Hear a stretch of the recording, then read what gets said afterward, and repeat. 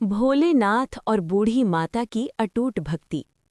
एक छोटे से पहाड़ी गांव में जहां सुबह की शुरुआत मंदिर की घंटियों और पक्षियों की चहचहाहट से होती थी, वहीं एक जर्जर सी झूंपड़ी में रहती थी माता गंगा दासी। उम्र लगभग 80 वर्ष, शरीर कमजोर, आंखों की रोशनी धुंधली हो चुकी थी, पर हृदय में एक ही नाम बसा था, भोलेनाथ। गंगा दासी के पास न धन था न परिवार। जीवन भर उन्होंने दूसरों के घरों में काम करके अपना पेट पाला था।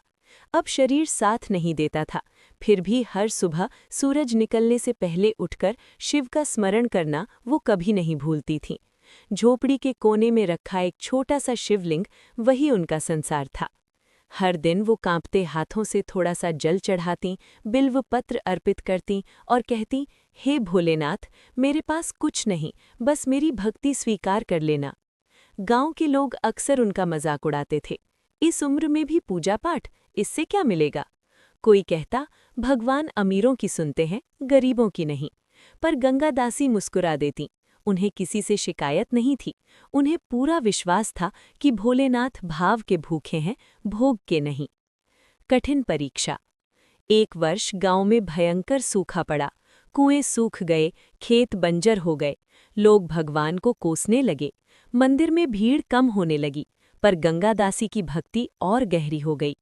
एक दिन उनके पास खाने को कुछ भी नहीं बचा। 3 दिन से उन्होंने सिर्फ पानी पिया था।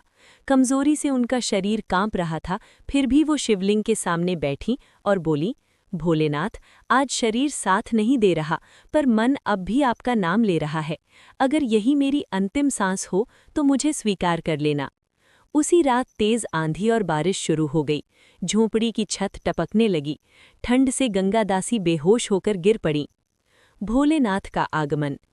अगली सुबह गांव वालों ने देखा कि गंगा दासी की झोंपड़ी के बाहर एक अजनबी साधु बैठा है। जटाएं, भस्म लगा शरीर, आंखों में अद्भुत शांति। साधु ने गांव वालों से कहा, माता को भोजन और दवा चाहिए। कुछ लोगों ने अनमने मन से थोड़ी मदद दी। साधु ने स्वयं गंगा दासी को पानी पिलाया, औषधि दी।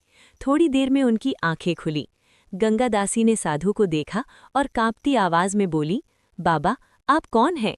साधु मुस्कुराए, मैं वही हूँ जिसे तुम रोज बुलाती हो। इतना कहकर साधु ने अपना त्रिनेत्र खोला। पूरा वातावरण प्रकाश से भर गया। गंगा दासी समझ गईं, स्वयं भोलेनाथ उनके सामने हैं। भक्ति का फल। गंगा दासी की आंखों से आंसू बहने लगे। प्रभु, मैंने कभी कुछ नहीं मांगा। भोलेनाथ बोले, माता, तुमने कुछ मांगा नहीं, यही तुम्हारी सबसे बड़ी भक्ति है। तुम्हारा धैर्य, तुम्हारा विश्वास मुझे यहाँ खींच लाया। उसी क्षण बारिश थम गई, बादल छट गए। गांव में चारों ओर हरियाली लौटने लगी। सूखे कुओं में पानी भर गया। गांव वाले दौड़ते हुए आए और ये दृश्य देखकर स्तब्ध रह गए। उन्हें अपनी भूल का एहसास हुआ। भोलेनाथ ने सबसे कहा, जो भक्त संकट में भी मेरा स्मरण नहीं छोड़ता, मैं उसे कभी नहीं छोड़ता। इतना कहकर भोलेनाथ अंतर्ध्यान हो गए। अंतिम संदेश। उस दिन के बाद गांव पूरी तरह बदल गया। गंगा दासी को गांव की माता का सम्मान मिला। लोग समझ गए कि सच्ची भक्ति उम्र, धन या दिखावे की मोहताज नहीं होती।